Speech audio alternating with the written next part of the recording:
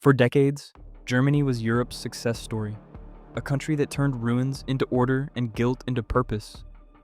The model of how discipline, trust, and hard work could rebuild a nation from nothing. The trains ran on time, the bureaucracy functioned, and citizens believed in the promise that if you did your part, the system would too. But today, that confidence is fading. A shrinking workforce, an aging population, energy shocks, and growing social tension are forcing the same country that once defined stability to question itself again. To understand how Germany reached this point, you have to start with the moment it lost everything. In 1945, the country lay in ashes. Cities such as Dresden, Hamburg, and Cologne were flattened. Millions were dead, and the world viewed Germany with suspicion. Out of this devastation, a new idea emerged. Never again. The new Federal Republic would prove that strength could serve peace, that prosperity could serve democracy. The key was the social market economy, designed by Ludwig Erhard in the late 1940s. Free enterprise balanced by a strong welfare state. The currency reform of 1948 replaced worthless money with the Deutsche Mark, restoring faith overnight. Within 2 decades, the Wirtschaftswunder, the economic miracle, had turned bombed-out factories into export powerhouses. Volkswagen, Siemens, and BASF became global symbols of reliability. But this miracle depended on people, and by the late 1950s, Germany was running out of them. Millions of men had died in the war, and full employment meant factories were short of workers. So the government signed labor recruitment deals with Italy, Turkey, Greece, and Yugoslavia. Trains arrived full of young men, the Gastarbeiter, or guest workers. They were supposed to stay a few years, earn money, and go home. Most stayed. They married, brought families, and slowly became part of the fabric of German life, even if society still saw them as temporary guests. For a time, the system worked. Economic growth hid the cultural friction. By the 1970s, Germany had built a welfare state that guaranteed security from cradle to grave. But as the decades passed, the balance that had once created stability began to shift. The population was aging, birth rates were falling, and the old assumption that immigration could be temporary no longer matched reality. Today, that demographic shift defines Germany's future. According to the Federal Statistical Office, about 27% of residents now have a migration background. Among children, the share is closer to 40%, and in some big city schools, it exceeds half.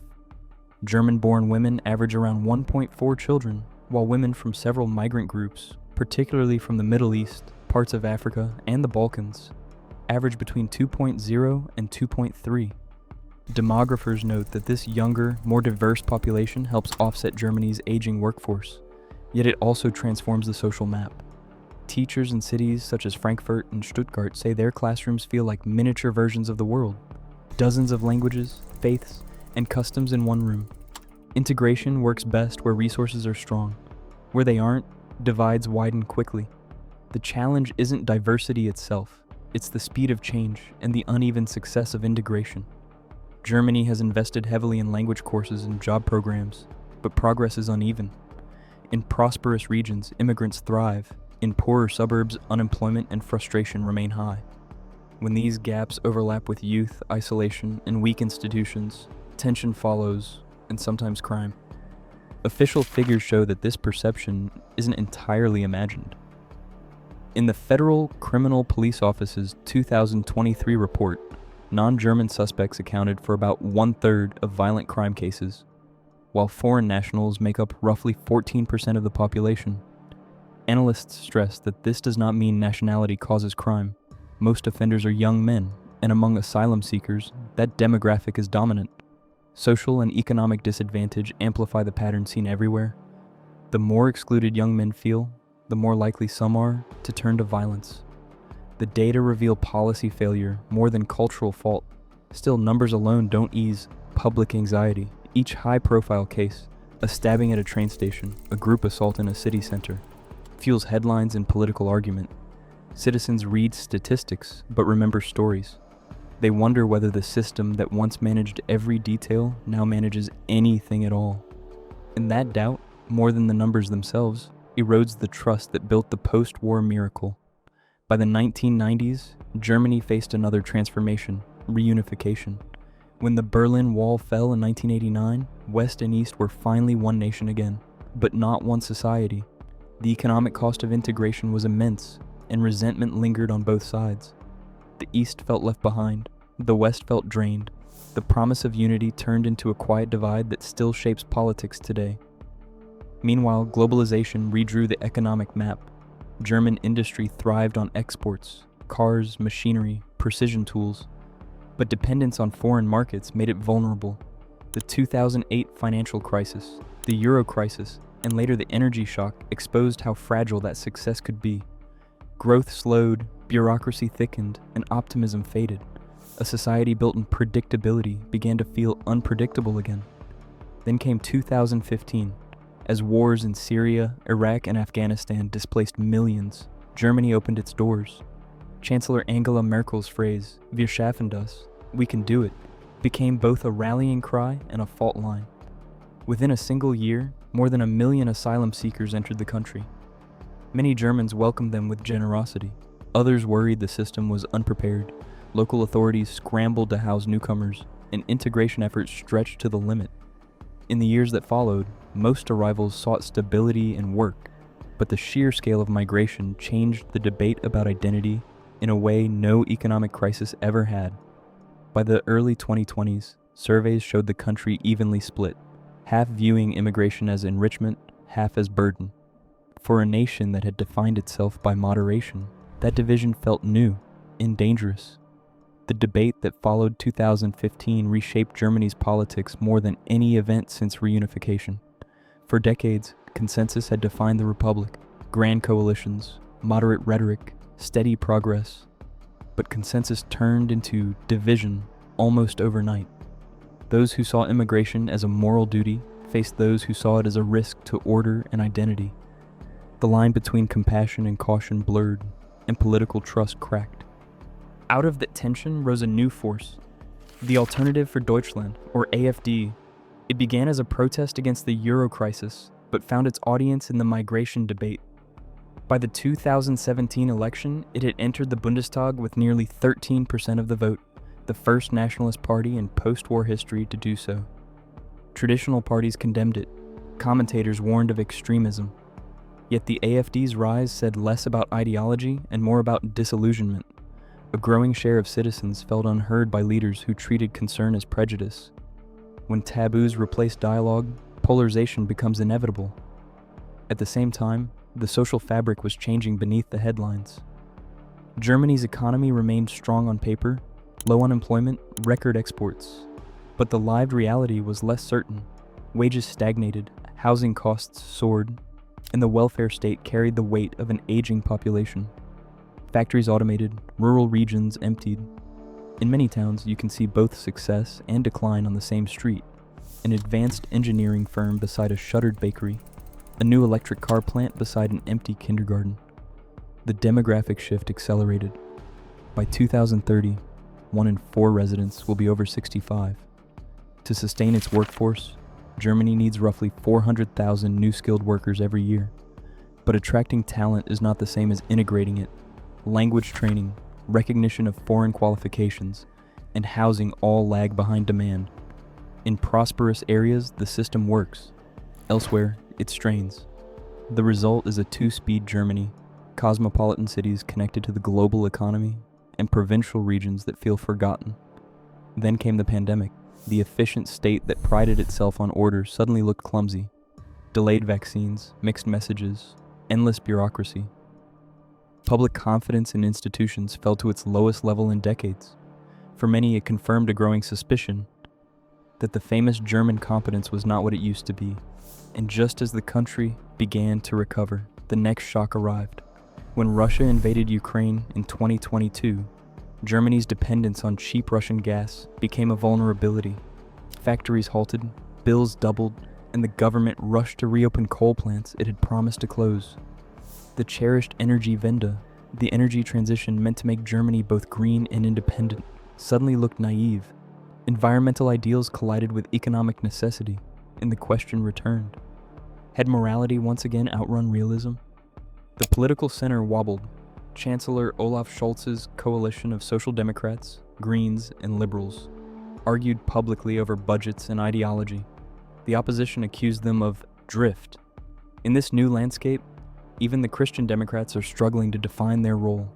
Under Friedrich Merz, the party has shifted rightward, promising order and clarity but delivering little unity. His hard-edged rhetoric on migration and social policy wins brief headlines, yet alienates moderates and fuels tension with European partners. Inside Germany, many see him as a throwback to the pre-Merkel era, a corporate figure more comfortable lecturing than listening. In Brussels, his confrontational tone toward EU institutions has earned him few allies. Rather than offering renewal, Merz has become another symbol of the political fatigue gripping the country. Strong words, weak solutions. Meanwhile, regional elections showed the AfD gaining ground, particularly in the East, where frustration with federal politics runs deep. It wasn't only immigration driving those votes, it was the feeling that Berlin no longer listened. Energy costs, rural decline, and cultural change had fused into a single emotion: alienation. At street level, that alienation feels quieter but constant. Teachers report classrooms where attention spans are short and expectations lower than a decade ago. Police complain about paperwork and lack of respect. Doctors warn of burnout in hospitals that depend increasingly on foreign staff. Each profession describes the same fatigue: too many rules, too few people, and not enough trust. For ordinary citizens, the divide shows up in daily details.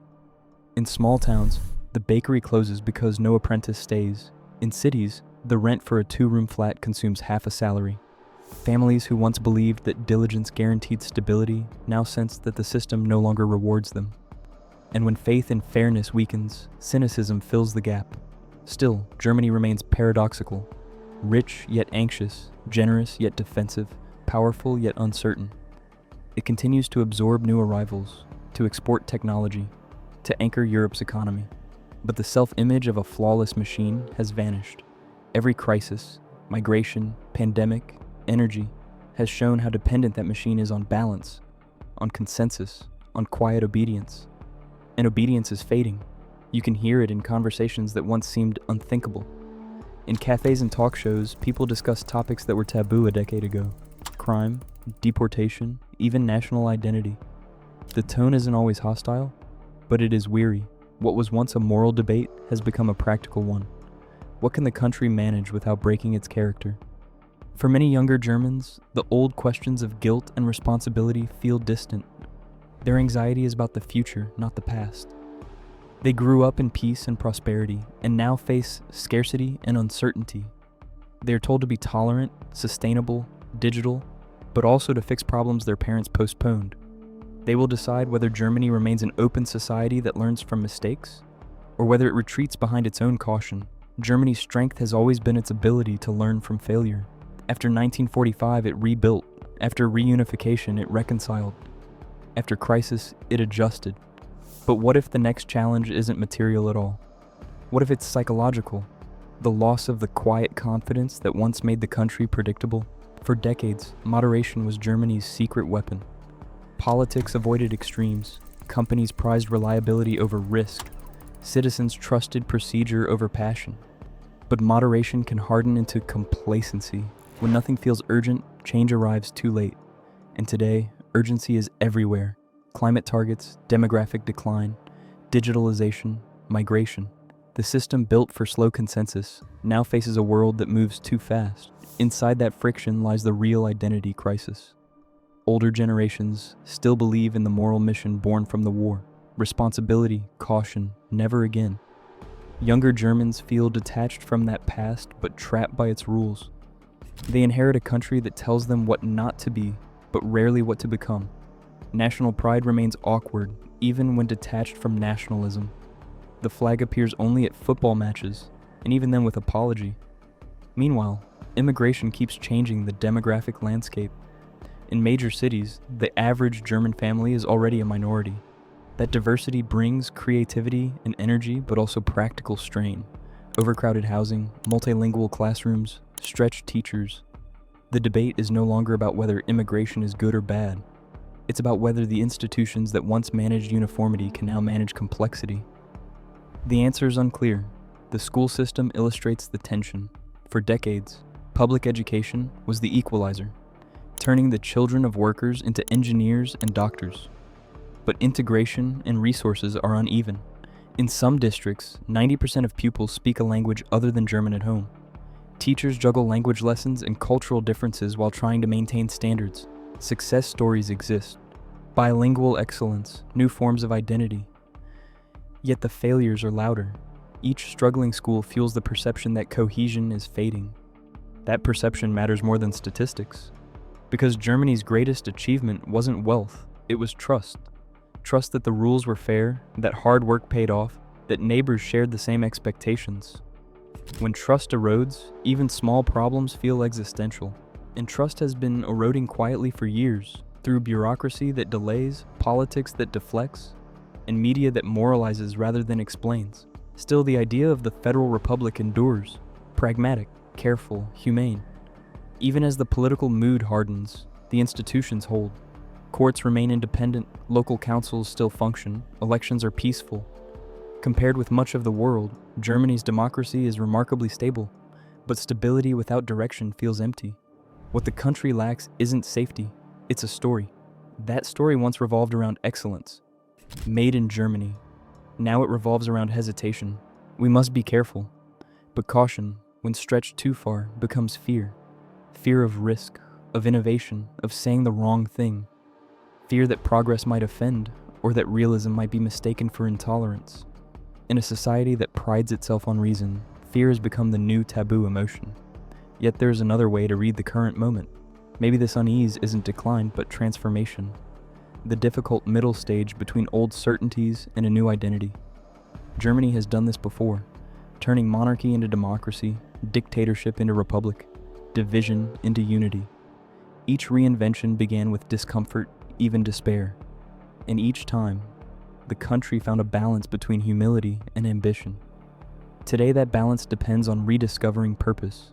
Germany cannot outcompete China on speed or the United States on scale. Its advantage lies in depth, in engineering, education, and a social model that values fairness. If it can modernize those strengths without losing them, its influence could again be quiet but decisive. If it cannot, it risks becoming what it fears most: irrelevant. Across Europe, neighbors still look to Berlin in every crisis: financial, political, humanitarian. They trust Germany to be rational, to stabilize. But a stabilizer that doubts itself can't lead for long.